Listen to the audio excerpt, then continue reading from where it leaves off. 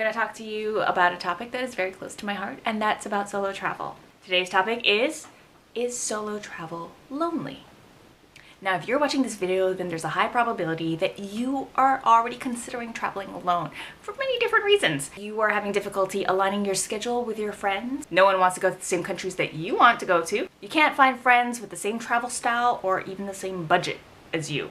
And finally, you're probably really just tired and fed up with having to wait on other people in order to start your travel dreams. Now, I totally get all that. Those were all my reasons, which kind of like kickstarted me into the idea of traveling alone. But likewise, there are all these concerns and worries and self-doubts about whether or not I could actually do it. Will I be able to get around by myself okay? Will I have to eat all my dinners alone? What if I get into a really bad situation and there's no one around to help me out?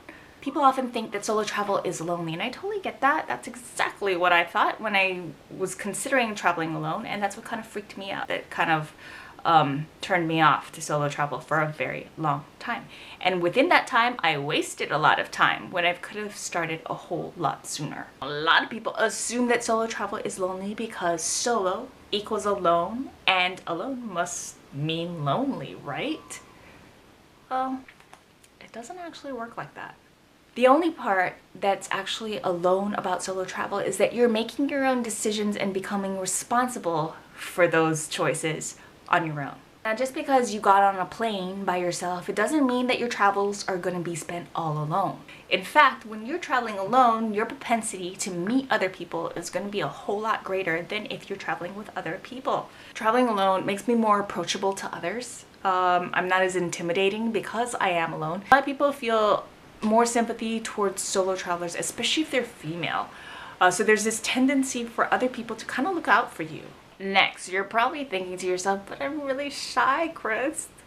What if I can't make any friends out there? Now, if you're shy, there's another reason why solo travel is perfect for you, and that is because it forces you out of your shell. It kind of forces you to be forward and outgoing and direct about your needs. It has nothing to do with being confident. It's all about survival, because you need directions to where you're going, you need help to translate signs. The only way you can get it is to speak to other people. You will do it without even thinking. When you're traveling with other people, there's a tendency for you to unconsciously create this little bubble around yourselves, which makes you feel safe from the jungles and the wilds of the foreign environment outside.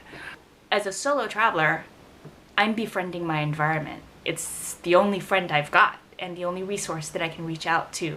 So therefore it has to be home. When I need help, the strangers that are around me, the locals, other travelers and whatnot, they become my resources.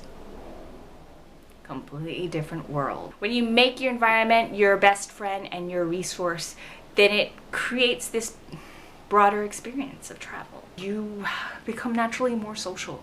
When you're traveling alone, the world is like a buffet.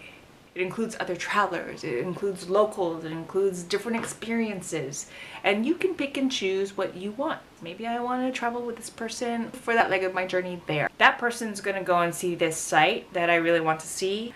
That person's going to go to that restaurant. You pick and choose what you want in your experience. Then there are times I'm just like, you know what? I want to just walk around and be by myself. That just means that I'm relying on locals to help me get around. When you're traveling alone, you can create and control and mold your world to the way you want it to be.